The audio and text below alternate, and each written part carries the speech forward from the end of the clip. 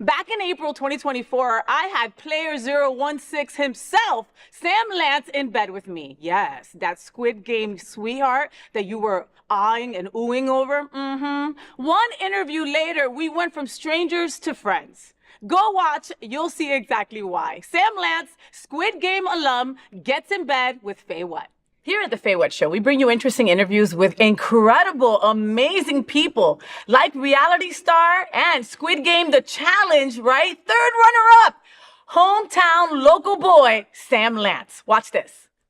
I'm super excited about my next guest. Today, we're thrilled to welcome Sam Lantz to my bed. He's a finalist from Netflix's Squid Game, the Challenge. You saw it, come on. Hailing from the quaint town of Kuna, Idaho, Sam's journey has been nothing short of remarkable. From his artistic endeavors to finding love in the digital age, Sam brings a unique perspective to the table. He's passionate, and he's also passionate about interior design, fashion, and advocacy for the LGBTQ+ community. He loves to go on adventures with his husband, Doug, who I just met and is such a cutie, and their two adopted dogs, Duke and Moo. Moo. Moo! That's the perfect name for right? it. It's gonna be an incredible interview with Sam. Welcome, Sam, to the FayWhat Show. Sam, how Crowd are goes you? wild. All right, dude, see, you get it. Every time somebody gets in bed, I do that. Because I'm manifesting a future audience, you know, right? Of the crowd going wild. Right. The crowd in your bedroom going wild. Right? Okay, I didn't think that through, though, about them being in my bedroom, right? I mean, that's some OnlyFans shit right there, you know? That is. Thank you for being in bed with me today, honey. So Sam is player 16 in Squid Game The Challenge, right? Did you watch the original Squid Game before you went on the show? Was that like something you had to do? We didn't have to do it. Like Phil, my co-finalist, hadn't even seen the show until he was cast. Okay. So I was personally a huge fan of the show. I watched it a couple of times before I ever even applied for the show. Before it was even like a thought in your mind. Right. Okay. Which I think helped prepare me because I knew it was going to be very hard. Yeah. I knew like there was not going to be, it wasn't going to be a cushy. It wasn't going to be this. Yes. We weren't just going to be sitting in bed. Right? With our dog with chilling our out. dog chilling. So I knew it was going to be hard and I was ready for it. I was excited for it. Okay. So how long were you actually there? From start to finish, 17 days. So I left kind of about a half a day before the official end of shooting because, spoiler alert. Spoiler alert, which you already saw it. Yeah, Sam didn't win. You have already seen it. Sam didn't win. Didn't win. Unfortunately. Yeah, so I had about a half a day cut off of, but I was still there. Okay, but that's still 16 days that you were there, right? So my wife and I were like, you know, you don't go outside. You have no clocks, right? They tell you lights out, and they can actually tell you lights out for 4 hours, and you have no freaking idea if it's been 4 hours or 15 hours, you know? Could you sleep? Actually, yeah. I practiced kind of meditation and breathing exercises before I went in. So in order to calm my brain, because we were always thinking, what's going to happen next? Who's going to get eliminated? Anxiety, right? Yeah, like you're always thinking like you lay in bed and you're like, oh my gosh, this thing I did when I was 5 years old.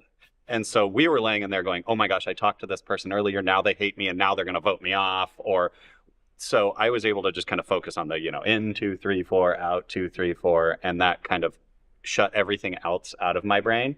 And I was able to sleep. But I know a lot of people had a very difficult time sleeping there. But I don't think I would have been able to sleep either. And again, like that thought process of, you know, at night, right? Like at night, like I don't know about you folks, but at night I'm like, oh, I should have said this in this interview, or oh, maybe I should have worn that in that interview. Well, this is like times 50,000, you know? And then you're like, okay, how about, you know, we've been watching reality shows for more than 2 decades at this point, you know? So we know that there's always like someone who's scamming, and we also know that there's always a game within a game, or maybe not, but just the possibility of that happening could drive you freaking insane.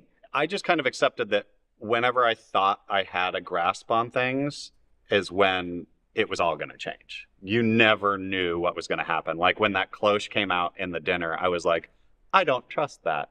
Yes. And Phil and Mai were both like, they told us we could enjoy this dinner. Stop it. And I was like, but I was with you. I was like, I wouldn't eat that shit. And it looked so good. And they have been like famished, you know? Like, it was like, oh my God, like that food just looked amazing. Did being gay in Fort Lauderdale help you with any challenges? Being gay, period, helped me throughout the entire game because, like I said in the show, I'm very confident in holding my cards close to my chest. This is going to make me cry. I don't know why.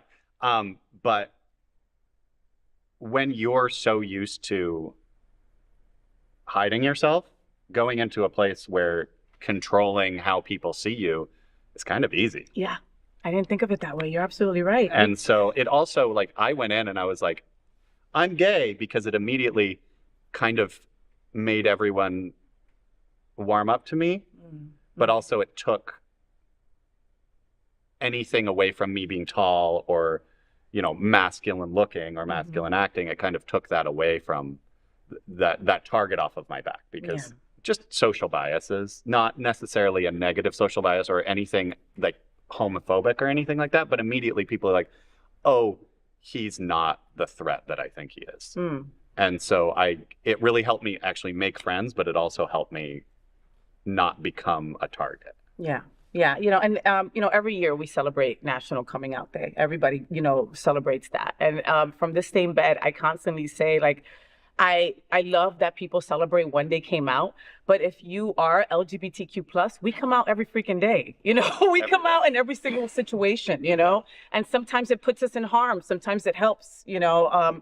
So I have to say that I thought it was so freaking brave of you to just come out and do it and just say it. Like, I'm just going to put this on the table. This is who I am, right? Whoever it offends, fine. Whoever's cool with it, let's get this game started. Right. And it was not really so much of it didn't feel like I was coming out. It was more of just, you know, these are the things about me, and that's a major thing about me.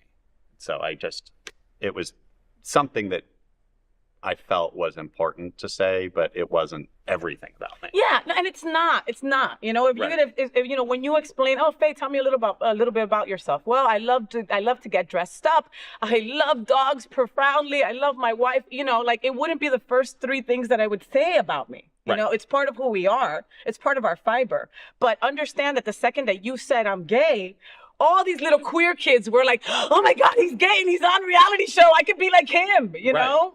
The representation matters. Just at the end of the day, being someone that people can be like, this person has lived almost 40 years and is happy, and looking back at the pain that I went through and trying to find my way because no one was there to give me any kind of guidance, to be the person that can be someone can look at and be like, I can make it.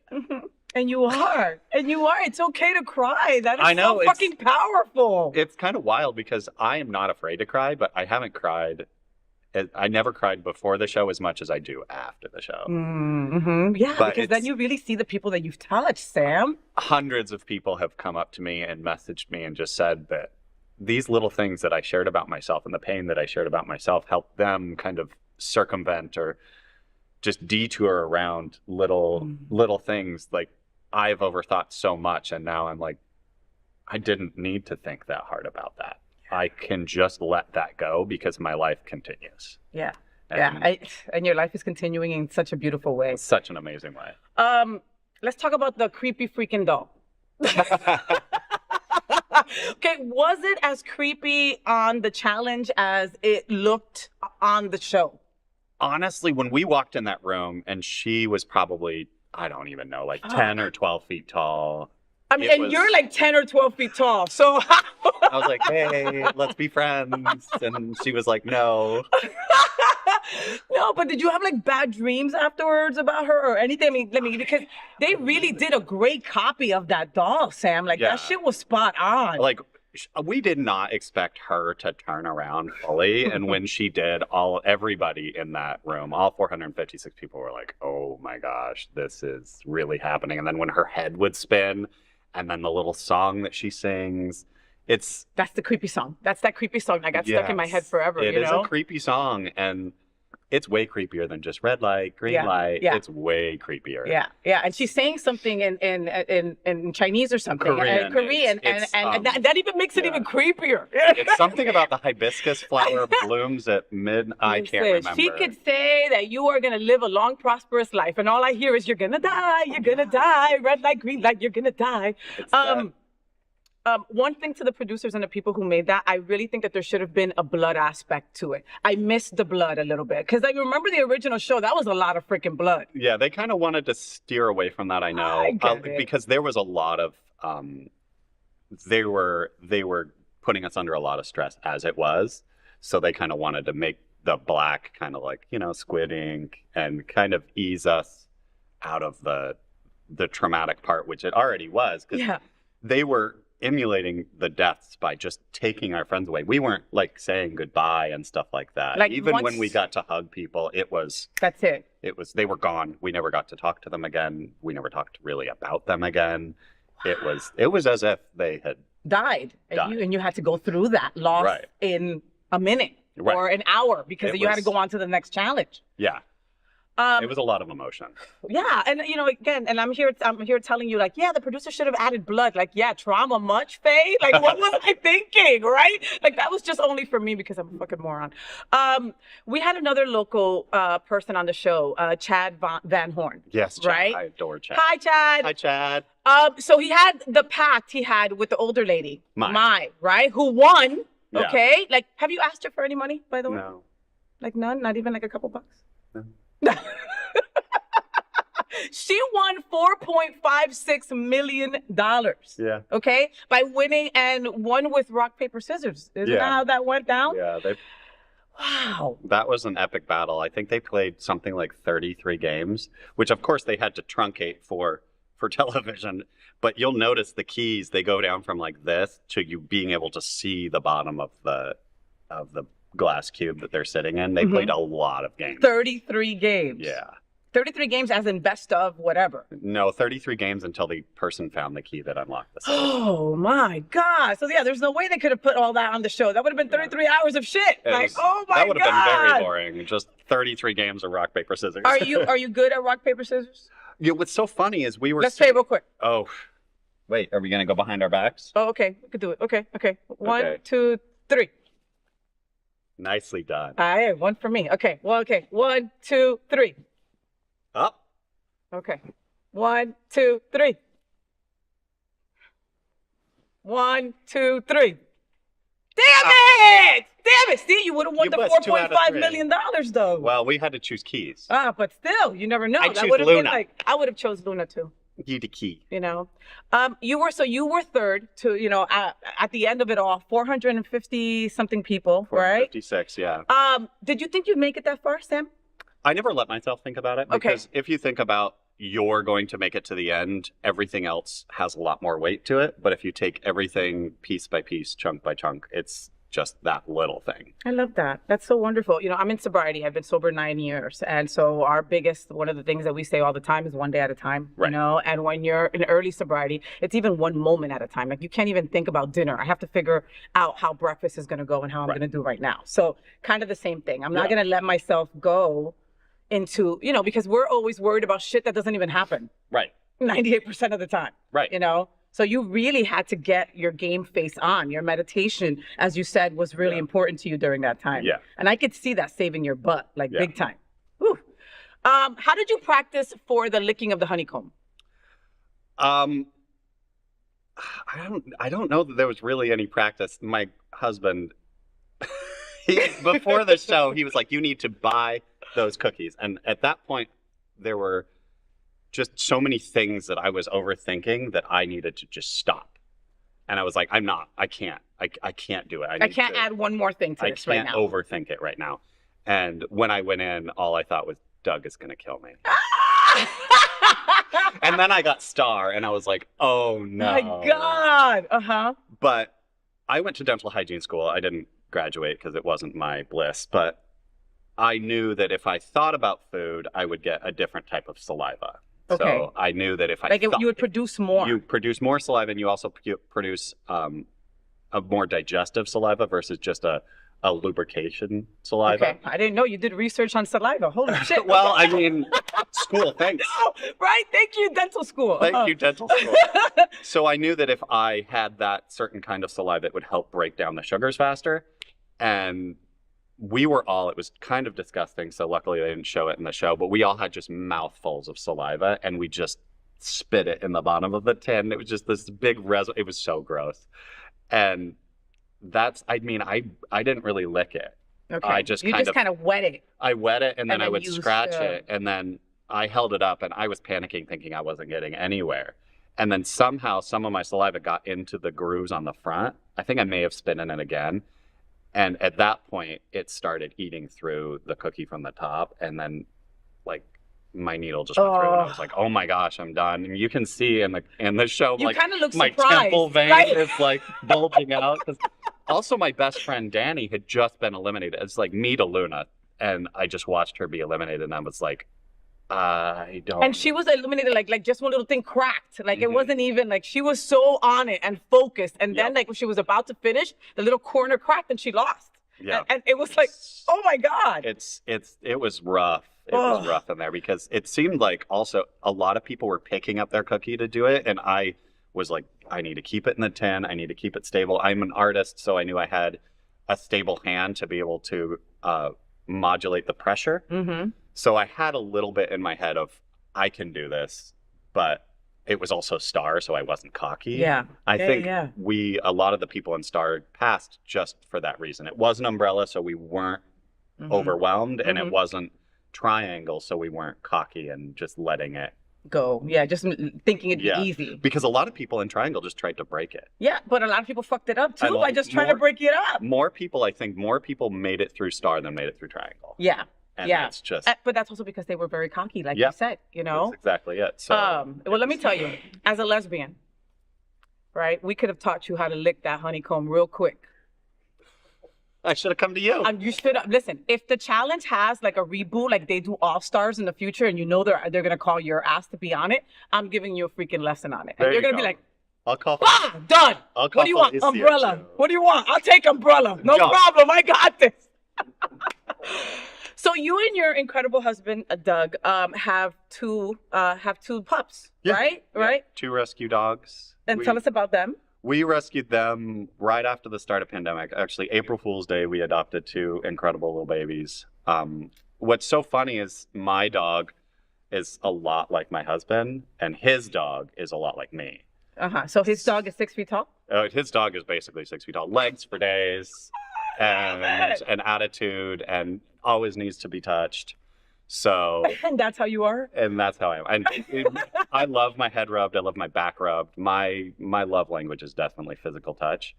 And Moo is just lay on the ground, and maybe I'll come up, but only if I'm jealous of Duke getting all the attention.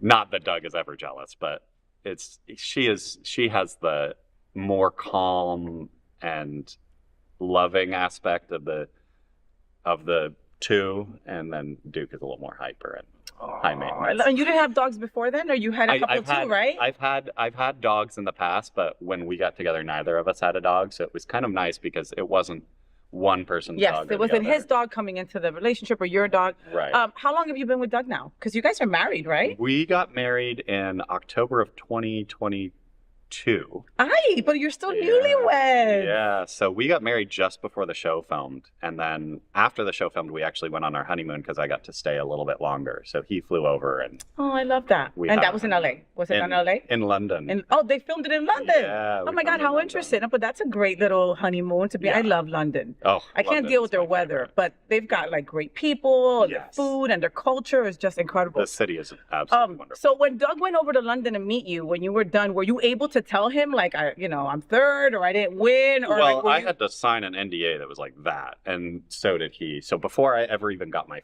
phone back, they called him. He was actually getting on a flight to LA, and they were like, you have to sign this NDA before Sam can have his phone back. And he's like, okay, send it to me. So he sat in the airport while his plane is boarding, signing this NDA so I could get my phone back. And then I was that's love. Yeah. See, that would have been my wife. Like, I ain't giving her her phone. She'll only cause trouble. Right, exactly. She'll only cause trouble. Let me give her her phone. She would have done something like that. And then FedEx it to me. You know? And so then, but then you were able to tell him everything, I was right? able to tell him everything because he signed the same NDA I did, yeah. Did you cry when you saw him? Oh, yeah. Like, because it's just like such a... right? Like, yeah, I just got through that. I just went through that, and you're here. Like, he's my safe space. Yes. He's the person that makes me feel, again, he makes me feel worth it. He makes me feel loved and secure and able to do anything. So that's why I was able to go on the show.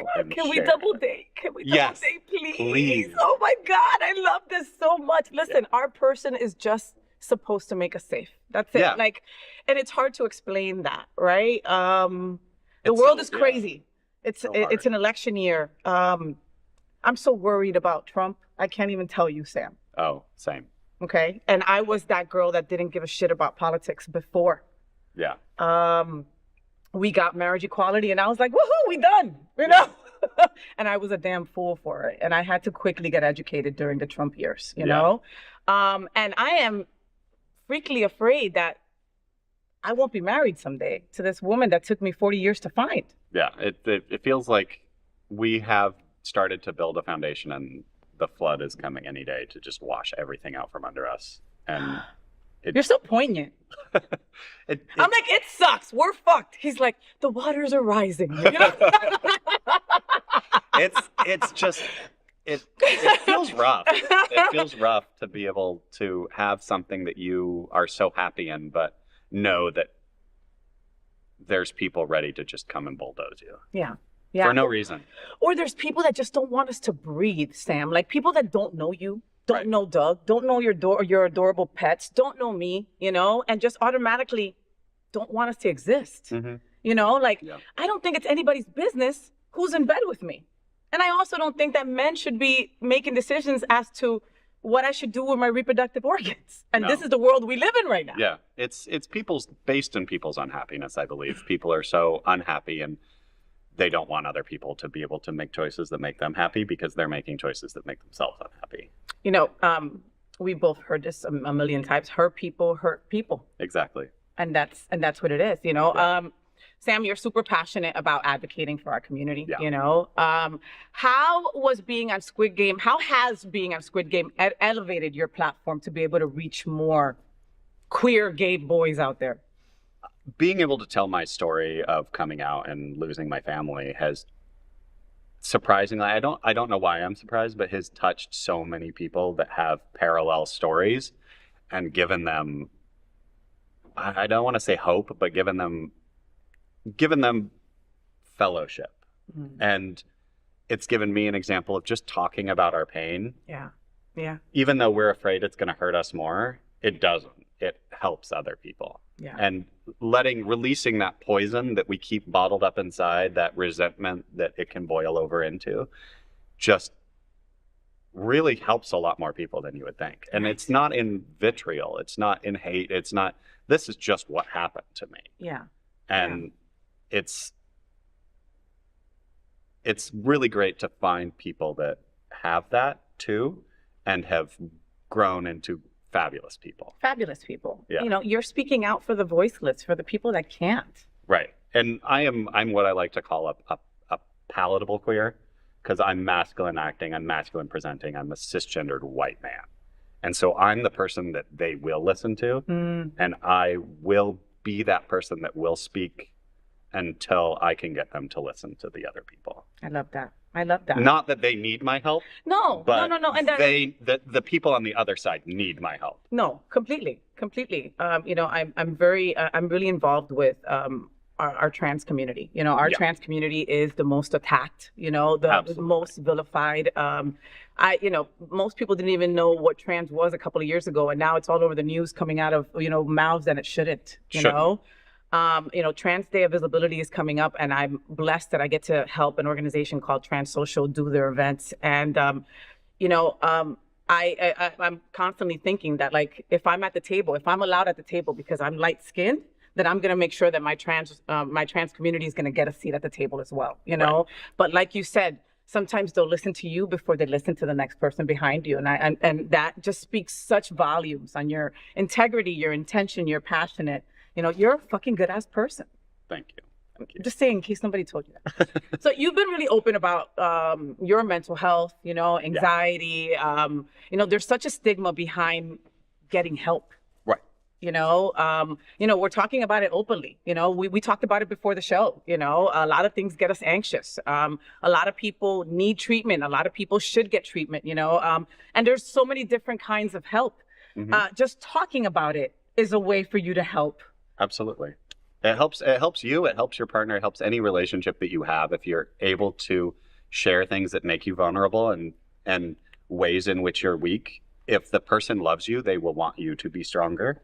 They will want you to feel more secure. So if you tell someone something and they say, get over it or whatever, or it's not what you need, you either need to be more clear or that person's just not for your life.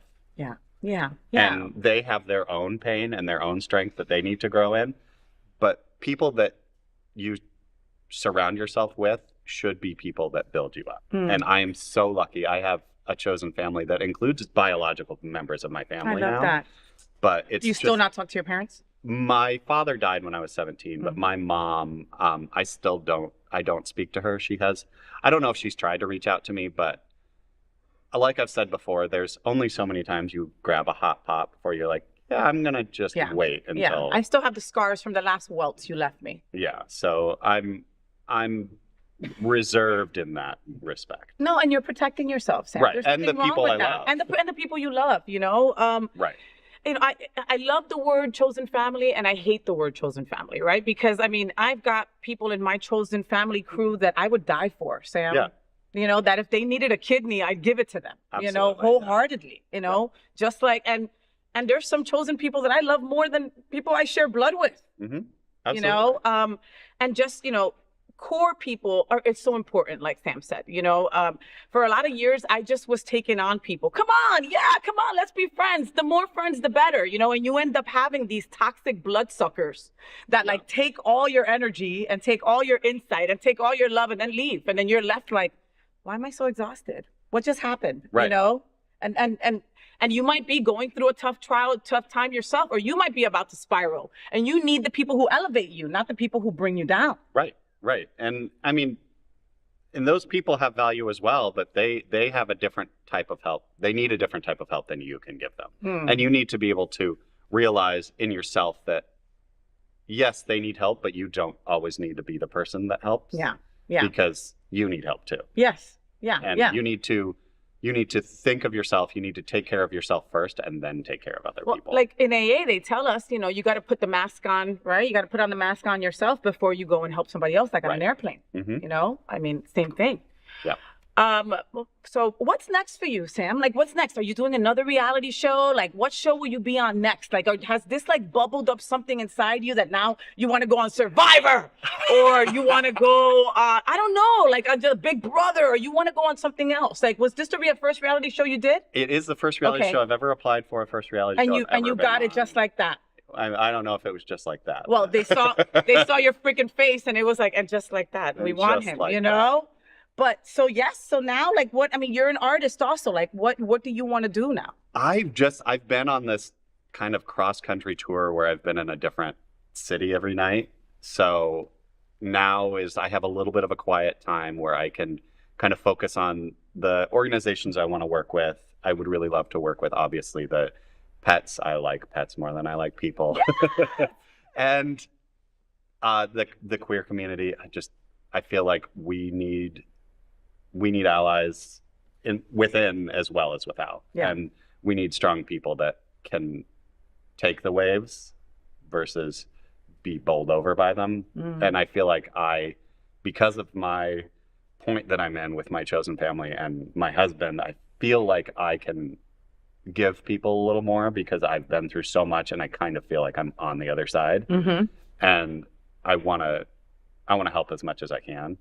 And I really would love to be on another reality show. It's hard now being on the biggest one ever to look at other reality shows and be like, oh yeah, I'd like to be on that one. So for me, it's kind of, I've watched Big Brother for such a long time. I would love to be on Big Brother, but Traitors, I think, is my I love Traitors that's so awesome. much. I love Traitors. What's the premise of Traitors? Have you ever played the game Mafia? Like, it's like a party game where you kind of sit in a circle and everybody puts their head down and then a certain number of people are chosen to be mafia, and then they kill or eliminate someone from the circle while everybody's heads are down, and then everybody's heads are up, and they have to find out who mafia is. Okay. Who the people are that ousted them. So it's very much like that. Okay, it sounds like a much cooler Clue. It's so good. Yeah, it's like Clue in a Scottish castle with Alan Cummings, which,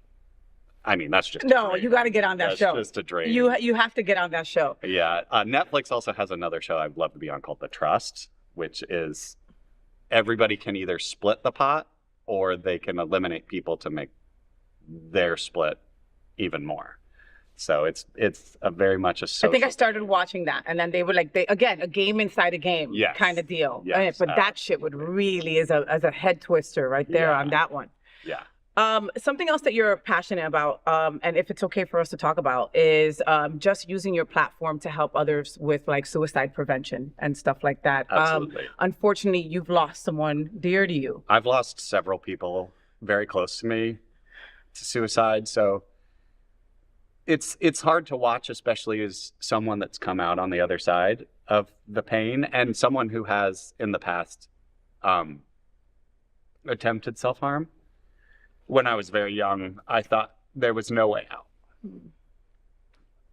Everyone was always going to hate me. I was, as the religion put it, an abomination. And so in the era before internet, I'm going to give you my rope so you can wash your tears off. That's what I do. In the era before the internet, I had no... You can take off your shirt if you want. Oh, yeah, here, I'll take it off to dry my tears. It seems like an inappropriate time to do it. But in an era before representation where what we saw was jokes made at our expense, it felt very much like I had nowhere to go. I had no one that was going to love me if I was my true, authentic self. Because at a certain point, I just had to accept that this is who I was, because there was no way I was going to force. I tried making deals with God. I tried everything I could to not be who I was. And so to see the level of pain and just hopelessness, and that's really what it feels like, is hopelessness. The darkness. The darkness just pulling you in and pulling you in. And it's like quicksand. Yeah. And it feels like there's no, this world is better without me. Right. You're just trying to keep your head above whatever, and you can't fight your way out. And to be on the other side and see, oh, that was of my own making. It's like waking up from a nightmare and you're tangled in your own sheets. And you're like, oh, like, I can handle this. But that's viewing it from my side, from this side. When I was in it, it was hopeless. Yeah, and you couldn't see it from the other see side. It. So being able to be the person that's like, not an example, or I hate saying I'm an example, but being someone that can just voice and say, I can feel the pain that you're in, and I can't be saying that I know what you're going through or what anybody's going through, but I went through an immeasurable amount of pain, it felt like to me. So I can be able to be there and say, just hold on to what you have, the people you love, and talk to them. When you are feeling your most hopeless and you think that no one cares, there are people that care. There are. Even if you don't know them, like, I care. I care that you're in the world. And like, to lose these people that are going through so much to find their power is devastating. Yeah. I'm so glad that you made it through that. I am too. I'm really glad. Like, and I know that you're limiting. You're like, oh, I'm not a role model, or I'm not. Stop saying those things. You know, you just are. You know, you're living out loud. Yeah. Okay. And so many people don't get to. You know, the suicide rates, especially in LGBTQ, have gone up.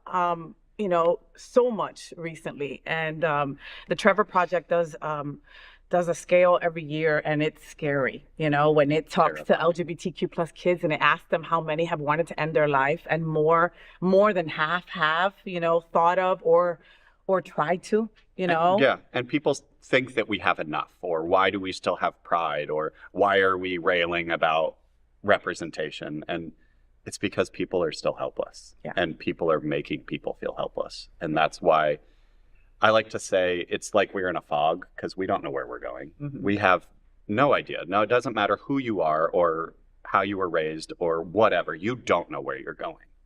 And all we can do is be on the other side of that fog, or in the fog even, and farther along than someone else, and just yelling to help them know that there's somewhere to go and that they're not going to fall off a cliff. Yeah.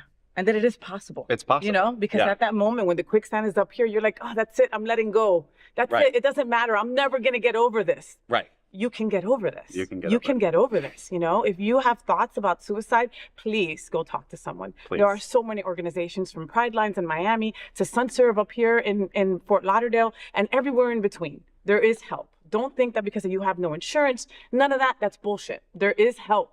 Just seek it out. You should not sit with it by yourself. There's others who have been through it. You know, for me in AA, I can't have a normie tell me, oh, do you need a meeting? Or, oh, you're a little off. You know, only someone that has been in my shoes can tell me like this, because you know exactly what that darkness feels like, what that quicksand feels like, what that point of no return feels like, you know, of meeting somebody else and seeing them in their same pain.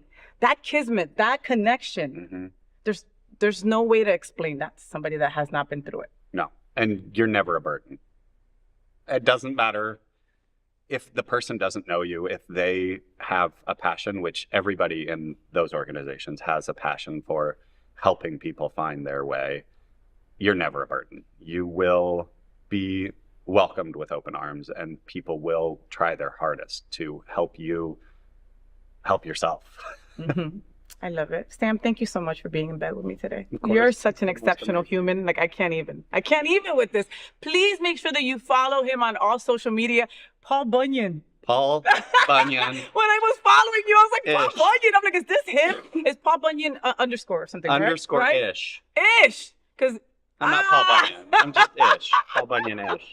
So follow him, okay? Paul Bunyan-ish, okay? AKA Sam Lantz on all social media outlets. Social media. And who knows where he pop up next, okay? But he's gonna pop up somewhere representing all of us. So how fantastic is that? Boop, boop, boop. I'm FayWhat, and we will be right back. This is an important conversation for our LGBTQ plus community. Help us